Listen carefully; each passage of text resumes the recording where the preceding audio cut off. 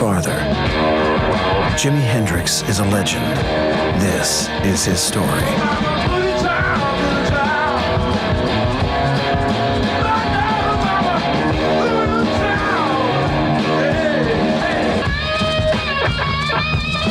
Don't waste all the film there. Stop it for a second.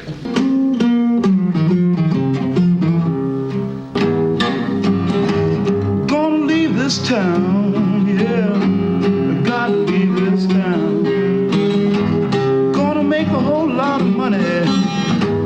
Gonna be big, yeah. Jimi Hendrix was born Johnny Allen Hendrix in Seattle in 1942. His parents, James Al Hendrix and Lucille Jeter, met at a jitterbug dance and soon fell in love. They got married just before Al was drafted. Lucille was young and liked to party. She'd often disappear for days at a time and leave her son Johnny with friends or relatives. When Al came home from the war in 1945, he left Lucille and took his son with him. Al changed the boy's name to James Marshall Hendrix.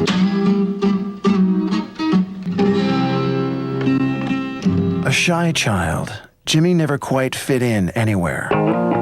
He was part black, part white, and part Native American. It was as if the melting pot had boiled down into his blood.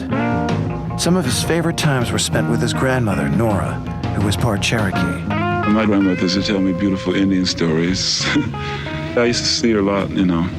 And she used to make these clothes for me. And so then after I stayed with her for a while, I used to go back and take these clothes to school and wear them and all that, and, people would laugh. Jimi loved comic books and science fiction, but music became his obsession.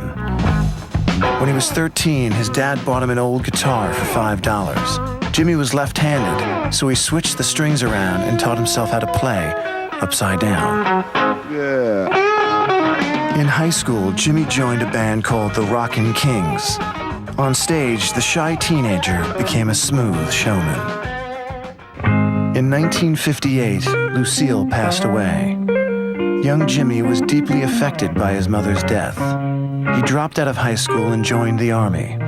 He signed up for the 101st Airborne Division and became one of the Screaming Eagles. Fly on, my little angel. In the cultural ruling class were the beautiful people.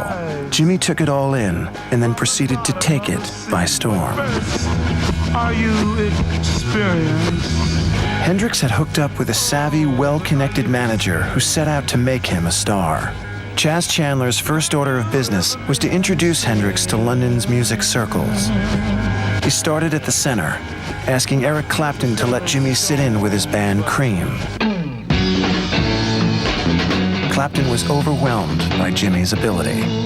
The next step was to get a band together. They auditioned a few drummers and ended up tossing a coin to decide on John Mitch Mitchell, who had been in a band called Georgie Fame's Blue Flames. A young guitarist named Noel Redding came to London to audition for the Animals, and Chas introduced him to Hendrix. Jimi was impressed by Redding's ability to learn songs quickly, and by his hair. Hendrix, Redding, and Mitchell looked like three Bob Dylans wearing the Beatles clothes. The three musicians had different tastes, but on the heels of Monterey, the Jimi Hendrix Experience was a hot ticket. The group had a huge following in England. Hendrix was voted world's top musician in a poll by the British magazine Melody Maker. Reprise Records signed the group for the US. I'm going to pull all the stops.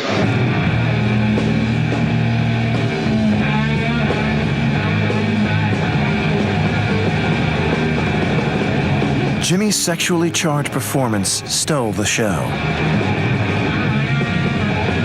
The California hippies that filled the audience were blown away.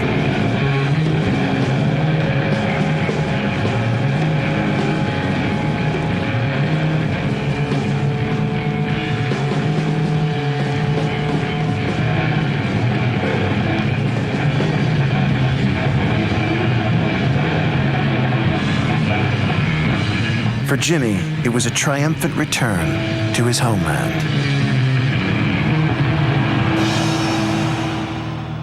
On the heels of Monterey, the Jimi Hendrix Experience was a hot ticket. The group had a huge following in England.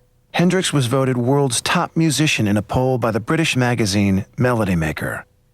Reprise Records signed the group for the U.S., and Are You Experienced came out in August of 1967. Hendrix manager Mike Jeffrey set up a tour with one of the biggest concert draws of the year, the Monkees.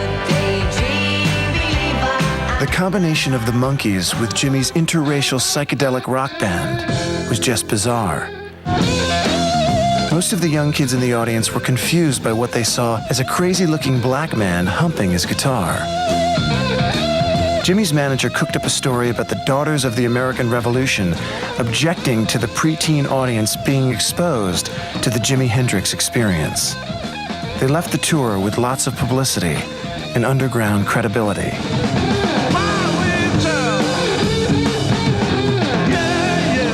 Life on the road was rigorous. Offstage, the band partied as hard as they worked. Jimmy was beginning to take considerable amounts of LSD. At the same time, the Experience was going into the recording studio whenever they could find a few hours to work on the next album. Some beautiful stories together. And so castles made of sand fall in the sea eventually. Axis, Bold as Love, was released in England in December of 1967. It was the group's second album in less than a year. Axis went into the top 10 on both sides of the Atlantic.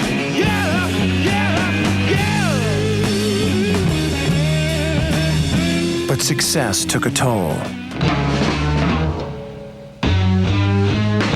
Pressures were mounting on Jimmy to continually record, tour, and give interviews.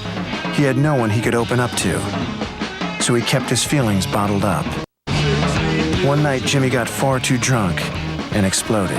Manic depression is a frustrating mess. He tore apart his hotel room and smashed a window with his hand. Mitch had to sit on Jimmy to calm him down, but by then the police had arrived. Hendrix was arrested.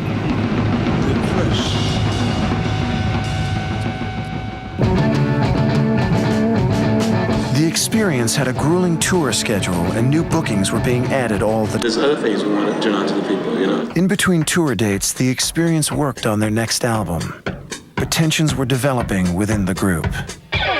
Noel Redding was getting bored with the whole recording process. He eventually stopped coming to the sessions, complaining that Jimmy was re-recording his parts anyway, so why should he bother? At the same time, producer Chaz Chandler was frustrated with Jimmy's constant partying and fed up with what he saw as needless retakes. Finally, he quit. Jimmy took over as producer and used the opportunity to experiment even more. But he still wanted more time to work on the record. When we recorded our last LP, the Electric Ladyland, we was touring at the same time, which is hard to do because that... With Electric Ladyland at the top of the charts and Are You Experienced still in the top 10, Jimmy began to blow off steam. He bought expensive cars and crashed them right away. He would give away times well into the night. People were always slipping him drugs. Jimmy was losing himself. Hendrix, Mitchell, and Redding had always maintained a good working relationship, but 1968 had been a tumultuous year and everyone was burned out. The intense touring, recording, partying, and press appearances had frayed the delicate fabric that held them together. They all needed a break.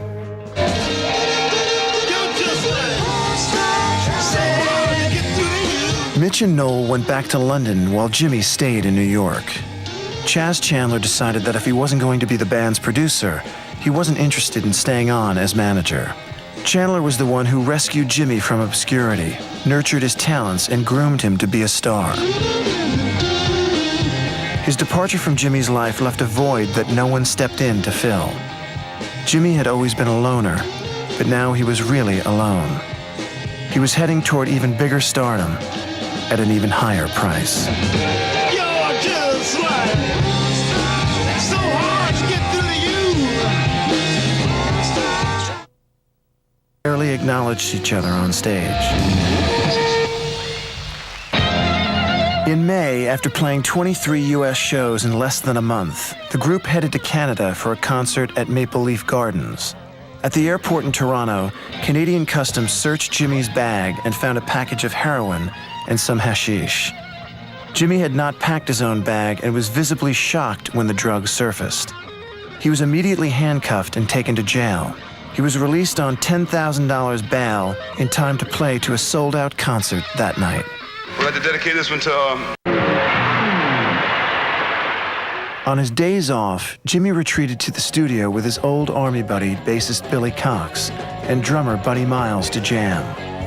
The lighthearted sessions provided him with a much-needed escape from the pressures of the music business.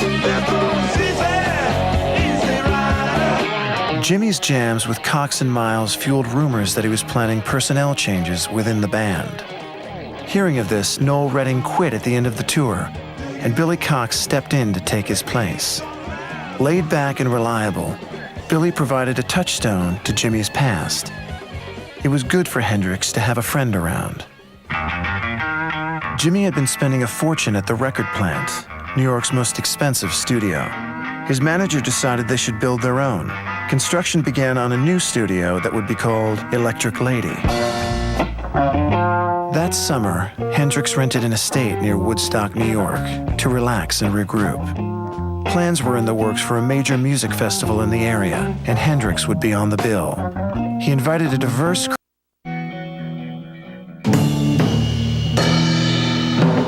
Finally, at 11:18 a.m., the paramedics were called. Well, after all the jacks are in the boxes.